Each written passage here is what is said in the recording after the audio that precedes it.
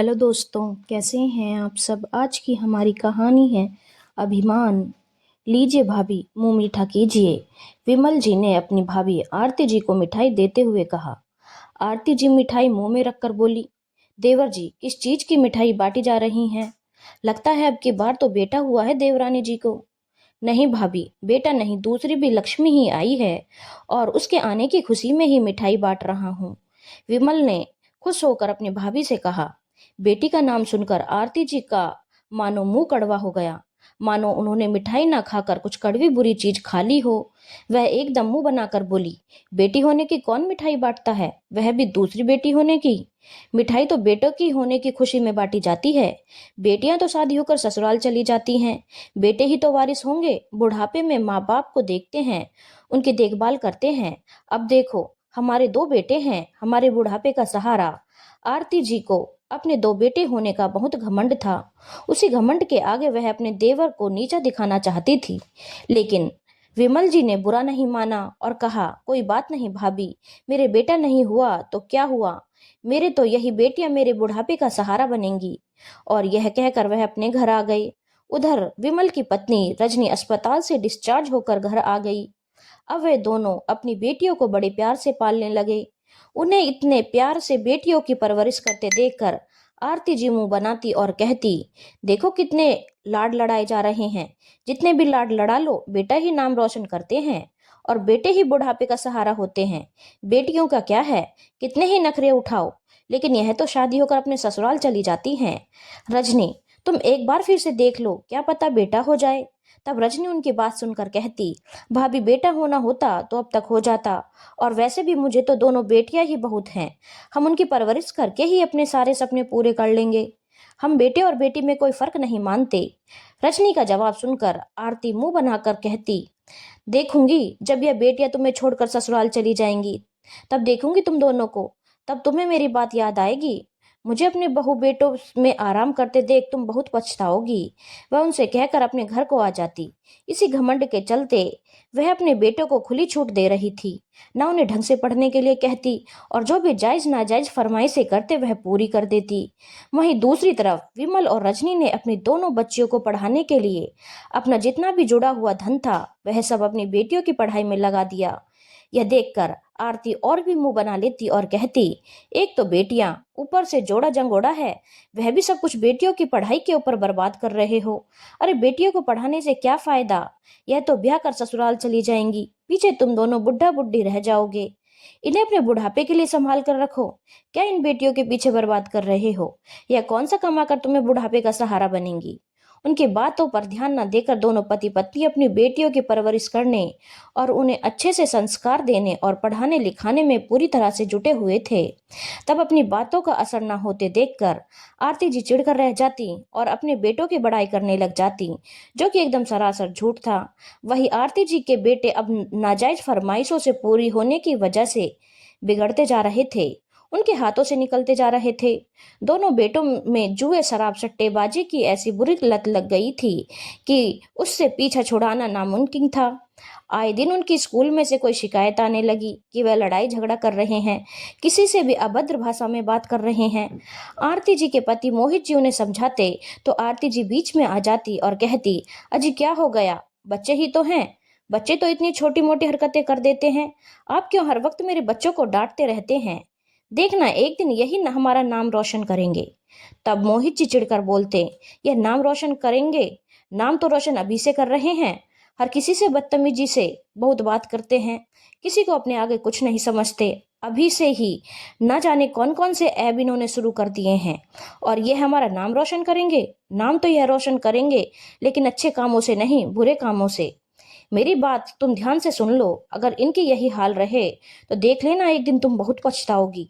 लेकिन आरती जी उनकी बात पर ध्यान नहीं देती और बख्शों का पक्ष लेती रहती। नतीजा यह हुआ, दोनों बेटे हाथ से निकल गए। छोटा बेटा अपने ही कॉलेज की एक लड़की को लेकर भाग गया जो दूसरी बिरादरी की थी। अब उन्होंने आरती जी का जीना हराम कर रखा था कि उन्हें उनकी बेटी चाहिए, वह भी किसी भी कीमत पर। आरती जी का सारा तेजपन फुर रफू चक्कर हो गया और आरती जी सर झुकाए खड़ी रहती। अब उनसे कोई जवाब न बनता। उधर मोहित और उनका बड़ा बेटा अरुण दोनों मिलकर छोटे बेटे सौरभ को ढूंढने में लगे थे, लेकिन उसका कहीं भी कोई पता न था। अपना काम छोड़कर वह उसे ढूंढने में लगे हुए थे। पैसा लग रहा था सो अलग, लेकिन कुछ भी फायदा नहीं हासिल हो रहा था। थक हार कर बैठ गए और लड़की वालों से कहा, हमने तो पूरी कोशिश कर ली, अब आप कोशिश करके देख लीजिए, हमें तो वह नहीं मिल रहे। इस तरह से पुलिस स्टेशन में बहुत सारी रिश्वत देकर मामला रफा दफा कराया गया। जो भी उनकी जोड़ जमा थी सब वहां खत्म हो गई। अब आरती जी के पास कुछ भी नहीं बचा था। अब बड़े बेटे का रिश्ता होना भी भारी हो गया था। एक तो उसके अंदर शराब का ऐब था, ऊपर से घर में यह ऐब भी लग गया था कि उनका बेटा किसी की बेटी को लेकर भाग गया है। लेकिन अब आरती जी क्या कर सकती थी? जब बड़े बेटे अरुण का कहीं से रिश्ता नहीं हुआ, तब उसने अपने ही साथ काम करने वाली किसी दूसरी बिरादरी की लड़की से कोर्ट मैरिज कर लिया। अब तो आरती जी के सारे अरमानों पर पानी फिर चुका था। छोटा बेटा तो बिल्कुल ही आंखों से दूर चला गया था। बड़े बेटे ने भी जो उनकी तमन्ना थी अपने बेटों की शादी देखने की, वह भी खत्म कर दी थी। इसी वजह से आरती जी बहू को अपना नहीं पा रही थी। एक तो वह दूसरी बिरादरी की थी, ऊपर से दोनों ने कोर्ट मैरिज की थी, तो वह उसे अपना नहीं पा रही थी। उसे जली कटी बातें सुना ही देती थीं। आखिरकार अरुण की बीवी तंग आकर अरुण से कहने लगी, मैं तुम्हारी माँ के साथ नहीं रहना चाहती। तुम्हारी माँ तो हर वक्त जली कटी सुनाती रहती है, और ऊपर से कोई मोहल्ले वाली या कोई भी आती है, वह इसी बात को कहती है कि इनका बेटा तो किसी की लड़की को लेकर भाग गया। बस बहुत हुआ, मैं अब इतने बदनाम घर में नहीं रहना चाहती। मुझे अगर तुम्हें रखना है तो अलग लेकर रहना होगा, नहीं तो मैं तुम्हें छोड़कर जा रही हूँ। अरुण भी क्या करता, एक तो बड़ी मुश्किल से उसकी शादी हुई थी, ऊपर से वह भी छोड़कर जाने को कह रही थी। अरुण अलग किराए के मकान में रहने चला गया। आरती जी और मोहित अकेले रह गए। उनकी दुख बीमारी देखने वाला कोई नहीं था। उधर दूसरी तरफ विमल और रजनी की दोनों बेटियां पढ़ लिख कर एक तो डॉक्टर बन गई और दूसरी बेटी इंजीनियर। दोनों बेटियों ने मिलकर घर को अच्छे से और पहले से अच्छा बना दिया। विमल और रजनी ने अच्छे घर देखकर दोनों बेटियों की शादी कर दी। अब दोनों बेटियां इतनी पढ़ी लिखी और इतना कमाने वाली थी, उन्हें दहेज लेने से भी मना कर दिया। दोनों बेटियां अपने घर में खुश रह रही थी और बारी बारी आकर माँ बाप की देखभाल भी करती थी, माँ बाप की सेवा भी करती थी। एक दिन रजनी से उनकी पुरानी पड़ोसन मिलने आई और उसने आरती जी के सारे हालचाल बताए और बताया आरती जी के हालात बहुत खराब हैं, कोई उन्हें पानी पिलाने वाला भी नहीं है। बेचारे मोहित भाई बुढ़ापे में इधर उधर छोटा मोटा काम ढूंढते फिरते हैं, क्योंकि प्राइवेट नौकरी करते थे तो पेंशन का भी कोई जुगाड़ न था, और अब उन्हें इस उम्र में कौन नौकरी देगा। उनके हालात बहुत बुरे हो गए हैं। सारा सब कुछ बेटों के ऊपर लुटा दिया। अब बस रहने के लिए सिर्फ घर ही बचा है, जिसे उन्होंने आधा किराए पर दे दिया है। उसी से अपना घर चला रहे हैं। अब रजनी और विमल ने अपने भैया भाभी की यह हालत सुनी तो उन दोनों से रहा नहीं गया और वह दोनों उनसे मिलने चले आए। उन दोनों की हालत देखकर उनको बहुत दुख हुआ।